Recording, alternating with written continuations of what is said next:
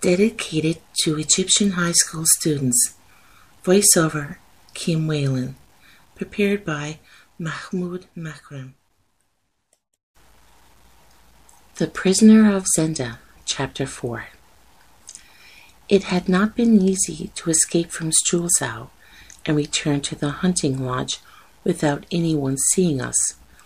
So when Sap suggested that I return to the capital and continue pretending to be the king, I let him know exactly what I thought. "You're mad," I said to Sap. "The plan's too dangerous." Walking up to me, Sap put his hand on my shoulder and then looked deep into my eyes. "Listen, if you're a man, you can save the king. Go back and pretend to be him." "But the Duke knows where the real king is, and all his men know," I protested. "Yes, but they can't say anything," said Sap. "Listen, we've got them. They can't say anything without showing their guilt. They cannot say, 'This isn't the real king because we kidnapped him and killed his servant.' Will they say that?" I realized that Sap was right, even if Michael knew who I was. He could not say he knew, but I still had doubts. "Sap, surely someone in Strulsau will realize I'm not the real king," I said. "The princess has already said she thinks the king's changed. She'll certainly realize." "Of course it's a risk, but we must have a king in Strulsau, or the city will belong to Michael within 24 hours. You must do it, for Ruritania." "What if the king's already dead?" "If the real king's already dead, then you shall stay king. But I think the king's still alive. And I don't think they'll do anything to him if you're in the capital. They'd know that you would stay king if they killed him." It was a mad plan, even madder than the first plan, which had been a success. But as I listened to Sap, I saw that it could work. "I still worry that someone will realize," I said again. "Anything is possible, but come, Rassendyll. Let's go to Strulsau. We'll be caught if we stay here." "All right, Sap, I'll try," I said. "Good man," said Sap. "I'll go and get the horses." But seconds later, he came back. "Look out of the window." Through the window, I could see in the moonlight a big group of men coming down the road from Zenda. 4 were on horses. Another 4 or 5 were walking. I knew they must be Michael's men, and they seemed to be carrying spades, coming to the house to hide their evil work. I remembered poor Joseph's body and said, "Sap, we should make sure that some of those evil men join Joseph." "Very well," said Sap. "As a soldier, I've had a lot of fights like this. I'll show you what to do." We went out of a back door and climbed onto our horses with our swords ready. We could hear the men arrive at the front of the hunting lodge, and one called out, "Go and get the body." "Now!" cried Sap, and we drove our horses fast to the front of the building. The men looked shocked to see us and were not prepared.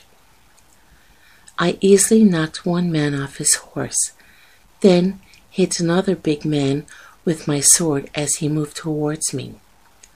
But there were only 2 of us, and within seconds I realized there were people all around me. Just as I was about to be trapped, I saw a gap between the men and saw my chance to escape.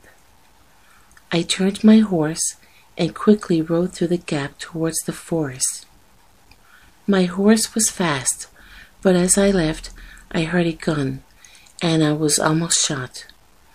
I could see Sapt on his horse ahead of me, and went quickly as I could towards him, waving. Then I heard another shot, and felt a terrible pain in my finger. Someone shot again, but now we were too far away for them to hit us. At last, I caught up with Sapt, who was breathless but laughing. "Well done," he said. "That was very brave. Do you think they saw who you were?" "Yes. One of the men said, 'It's the king,' before I pushed him off his horse." "Good," said Sapt. "That will give Michael something to worry about." After a time, we stopped so that Sapt could put a bandage on my finger, which now hurt badly. We moved on in silence, as quickly as our poor horses were able to, until we arrived at a farm just as the sun was rising on a cold, clear day. I covered my face, saying to the farmer that I had a bad tooth before we asked for food. The farmer was kind and let us rest, but we knew we could not wait for long and soon headed off. Some hours later, we saw the buildings of Stulsau ahead of us. It was about 9 o'clock, and at this time of day the city gates were open, so we went back through the gate that we had left from. The streets of the city were very quiet, as most of the people were resting after the celebrations, and we saw almost no one until we were back at the palace. Here, one of Sap's servants was waiting for us. "Is all well, sir?" he asked. "Yes, Freiler, all is well," answered Sapt. "But the king's hurt?" he said, seeing my finger. "It's nothing," I said. "He cut his finger in the door," Sapt explained. "Now remember, say nothing about this. All young men like to ride their horses now and then, so why not the king?" As the servant led our horses away, Sapt said quietly to me, "Freiler is a good servant, but sometimes it's best not to trust even the best of men." Sapt put the key in the secret door, and we went back inside the palace, down the passage to the king's room. Back inside, Fritz, who had been asleep, jumped up when he heard us and cried, "My king, you're safe. I'm so pleased." Then he bowed down in front of me. "Even Fritz thinks you're the real king," laughed Sapt. "I think we can do this." "Oh, Razendil," said Fritz in surprise. "But what's happened to your hand? Are you hurt?" "It's nothing serious. What's more important is what we have to tell you." "What is it? Where's the real king?" he cried. "Be quiet, Fritz," said Sapt. "Don't speak so loudly. People will hear us." Suddenly, there was a knock at the door, so Sapt took me by the arm. "Quick, go into the bedroom. Take your hat and boots off and climb onto the bed. Cover yourself up so people think you're asleep." I did as I was told, but a minute later, Sapt came into the bedroom and smiled. He introduced me to a polite young gentleman who came up to my bed and told me that he was a servant of Princess Flavia, who had sent him to find out how the king was feeling after the coronation. "Send her my thanks," I said, "and tell her that I've never felt better in my life." "The king's had a good long sleep," said Sapt. The servant bowed and left, and I smiled at Sapt, but Fritz still looked very serious. "Tell me, is the king dead?" he asked quietly. "We don't think so," I answered. But Duke Michael's holding him prisoner. The next day it took Sap 3 hours to tell me all about the king's duties. It seems that a king's life is quite hard, but a pretend king's life is even harder. At least Sap stayed with me to tell me what I ought to do and what I ought not to do, and what I should say to the many important people I had to meet during the day. I was worried when I met the French ambassador, and he asked me a question which I could not answer. But later, Sap told me that I should not worry, as the real king would not have been able to answer either. I also had to tell everyone that I could not write because of my finger, so many important documents were not completed. After many hours of meetings, I was finally alone with my friends once more. I asked a new servant, who had never met the real king, for a drink, and then asked Sap if I could rest at last. I was not used to such hard work. Rest? No. We mustn't waste any time. Shouldn't we plan how to attack Michael? Asked Fritz. Let's take things slowly, said Sap. So aren't we going to do anything? Said Fritz. We aren't going to do anything dangerous, answered Sap. If people find out who I am, I said, then I'll fight with the Duke. But at the moment, let's wait to see what the Duke does. He'll kill the king, said Fritz. He won't, said Sap. If he kills the king, he knows that Rassendyll will stay as king instead, and he cannot accuse Rassendyll of anything because people will know that he's kidnapped the king, and we cannot accuse him in public without admitting that I'm not the real king, I explained. So no one can do anything. It's a stalemate, cried Fritz. But wait, half of Michael's 6 men are in Strulsau with the Duke. Only half? Then that means the other half are guarding the king, said Sap. Yes, you're right, said Fritz. So that means the king must be alive. If the king were dead, all the 6 men would be here with the Duke. Excuse me, but who are the 6 men? I asked. Unfortunately, I fear you'll soon be meeting them, said Fritz. They are 6 special soldiers whom Michael keeps in his house at all times. They are completely loyal to him. 3 are from Mauritania, 1 is Belgian, 1 French, and 1's from your country. They'll do whatever Michael asks them to do, continued Sap. Would they try to kill me? I asked nervously. Without a doubt. Which 3 are here in Strulsau, Fritz? Asked Sap. The 3 foreigners, de Gottet, Bersonen, and de Chart. So they were not the men we saw at the hunting lodge? I asked. I wish they were, said Sap, because then there'd only be 4 and not 6 of them. I now decided that I should act, perhaps like all real kings do, by keeping some secrets even from the people I could trust the most. My plan was to make myself as popular as I could and say nothing bad about Michael. In this way, I could hope to stop the poor people of Strulsau from thinking badly about me.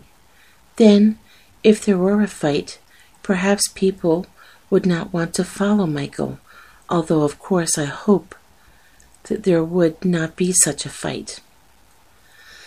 Perhaps I could actually enjoy my game in Strulsau, and something good would come from it.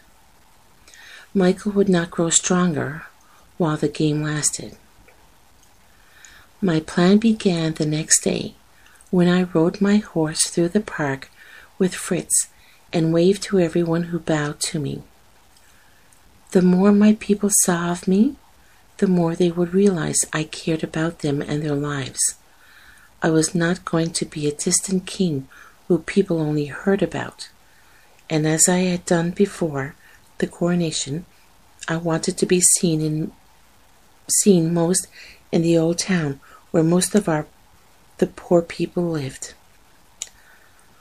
Riding through some of the narrowest and oldest town streets, I stopped by to buy flowers from a poor young girl with a gold coin.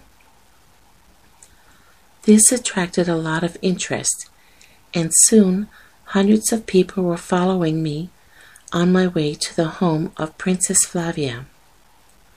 I knew the princess was very popular, and the people seemed very pleased that I had gone to see her. Moreover, if I had the support of the princess, this could only help me. Fritz also thought this was a good idea and came with me on my visit to the princess's palace. I was shown into a guest room full of enormous mirrors, paintings, and beautiful furniture, and soon the princess arrived with her servants. I knew that I had to be very careful when I talked to the princess. I needed the princess to trust me, but I did not want to say too much to her, or she would realize I was not the real king. And although I wanted to show her that I trusted her, she must not think she could say what she liked to me, because I was not the man she thought I was. "You have completely changed since you became king, sir," she said. "You need not call me sir," I told her, "for after all, we are still cousins." She looked at me, then said, "I'm proud to do so, Rudolph, but I think your face has changed." I needed to talk about something else, so I said, "My brother's back in the city, I hear. He went away for a while, didn't he?" "Yes, I hear he's back in Strulsau." "That's good. The nearer he is to me, the better." The princess looked at me. "Do you want him to be near you so that you know what he's doing?" "I'd like him to be near me because he's my half-brother. We're family," I answered. "We need to help and support each other. Unfortunately, I've heard he can't stay in Strulsau for very long." She looked at me strangely when I said this, but at that moment there was a loud cheer from the streets outside. The princess ran to the window. Then she returned to me, looking anxious. "It's him," she said. "It's the Duke of Strulsau. He's coming here now." I was surprised by this news and did not know what to say. For several minutes, Princess Flavia and I sat in silence. Her servants also stood silently, with their heads bowed. We could hear steps outside the door, and I expected Michael to enter, but then the steps stopped. So we continued to talk again. I cannot remember what we talked about, but I found it very easy to talk to the princess, and time passed. I thought it was strange that Michael had not come into the room, but we did not talk about him at all until the princess suddenly jumped up and said, "You do know that Michael will be very angry. Is that a good idea?" "What do you mean? How am I making him angry?" I asked. "You haven't asked him to come in. He's been waiting outside the room for a long time." "But of course he can come in," I said, realizing I had made a serious mistake. "How funny you are," she said. "You know that no one can enter without your permission." "Of course," I said. I'd forgotten, but the princess looked at me in a way that made me think she realized something was wrong. "I was never very good at remembering all the rules," I continued, wishing that Fritz had told me about this, "but I'll go and get him myself at once." I opened the door and went out of the guest room to greet Michael. He was sitting at a table, looking very angry. All his men were standing next to him.